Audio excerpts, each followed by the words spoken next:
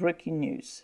The reinstated Edo State Deputy Governor Philip Shaibu has criticized Governor Godwin Obaseki for failing to acknowledge his reinstatement to office by the courts, claiming that he was instrumental in making Obaseki governor. Yes, he made these claims while appearing on Channels Television's political program Politics Today, where he stated that it took the former governor Adams Oshomole 3 months to convince him to support Obaseki's candidacy. So he noted that Obaseki was never a politician and he was not financially equipped to run as governor. So Oshomole introduced Obaseki to him, and they had their arguments, but he later gave in, and out of respect for Oshomole, he decided to support Obaseki.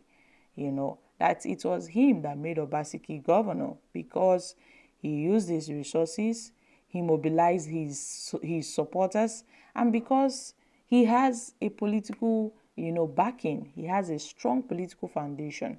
That was how Obaseki won the election. If not for Shaibu, Obaseki wouldn't have won the election. So according to Philip Shaibu, you see what's happening in Edo State. I mean, the ongoing conflict between Obaseki and Shaibu stems from the issues related to these upcoming governorship elections in Edo State. Else, we wouldn't have been hearing Obaseki and Shaibu's voices. They were doing quite well during their first tenure. They were doing quite well until the second tenure last year. That was when all these issues started. Philip Shaibu started nursing, his governorship ambition, and Obaseki was not in support of this. So ahead of the upcoming elections in Edo State, Shaibu, who was selected as Obaseki's deputy to strengthen the party's ticket, claimed that Obaseki has been trying to prevent him from running in the 2024 governorship election by withholding financial support. Shaibu also revealed that he has not received any government checks for the past year, ever since he was suspended. His entitlement as the deputy governor of Edo State, his allocations and other allowances has not been paid to him. In a revealing interview, he accused Obaseki of even threatening him, and oppressing him after he has expressed his desire to run for governorship seats. And Shaibu, who recently returned to office following a court ruling that voided his impeachment, claimed that Obaseki withheld his salary and allowances for 15 months as part of this alleged intimidation campaign. Shaibu shared these details while speaking on Channels Television, where he emphasized Obaseki's action began the moment he declared his political ambition. And yes, we know that for sure that Obaseki and Shaibu's feud started when he declared his intention to run as a governorship candidate. But it seems that Obaseki has really frustrated him a lot. So Philip Shaibu has expressed his frustration with Obaseki, where he claimed that the governor has failed to acknowledge his contributions in making him governor. Shaibu boldly declared that he was instrumental in making Obaseki the governor, not the other way round. And in the latest developments, we've been seeing what's happening in Edo, where Shaibu revealed that it took the former governor Adams Oshomole 3 months to convince him. He highlighted that Obaseki lacked political experience, financial resources, and he doesn't have political supporters. So with what's going on in Edo State, I can, tell you that the rift between Obaseki and Shaibu is not ending anytime soon.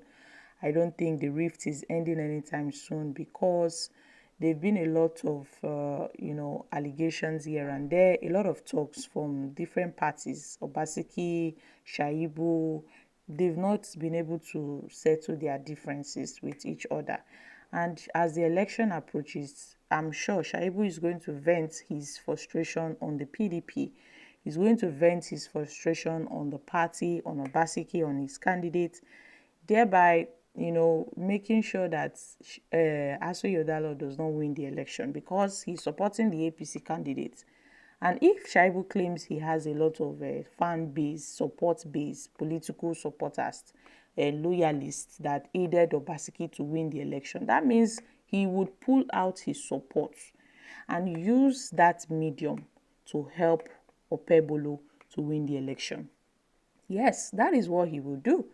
Because if he claimed that he's financially equipped, Obaseki was not, then he would put his financial support and other support to make sure Okpebholo becomes the next governor of Edo State. So that's just it. We've been, hearing a lot of secrets recently on how Shaibu is the one that put Obaseki in that position. We've never heard this before. Had it been they did not quarrel or have disagreements with each other, we wouldn't have heard that Shaibu is the one that put Obaseki in that position. Like he aided him to win the election because he was politically capable while Obaseki was not. And because Obaseki did not support his ambition of running as governor, he has decided to go against him, to work against him and to work against his party out of frustration, out of anger, out of disappointment. He has turned like a black sheep of the PDP in Edo State, where he recently decamped to the APC and ran back to his political godfather, Adams Oshiomhole, seeking for forgiveness, that he did not know what he was doing. Oh, now he has come to his senses. He has realized the mistake he made by being so loyal to Obaseki and insulting Adams Oshiomhole, during the process, and he would not do such again. And Oshiomhole has forgiven him. He welcomed him back as one of his political sons. So all this reconciliation happened as a result of the upcoming election and his defection, leaving the PDP to fend for themselves. So if Obaseki has the capacity as a governor, he can deliver his candidate without the help of Philip Shaibu. But then Philip Shaibu would make sure he does everything possible to see to the downfall of Ighodalo. Now, talking about the APC candidate, Monday Okpebholo, there have been a lot of concerns regarding his suitability for someone to be the next governor of Edo State because of some little defects that they are seeing in him due to his inability to speak proper English or his inability to communicate effectively with the people of Edo State. So a lot of people are seeing it as a red flag. So guys, I'm dropping here. Kindly share your thoughts on this in the comments section.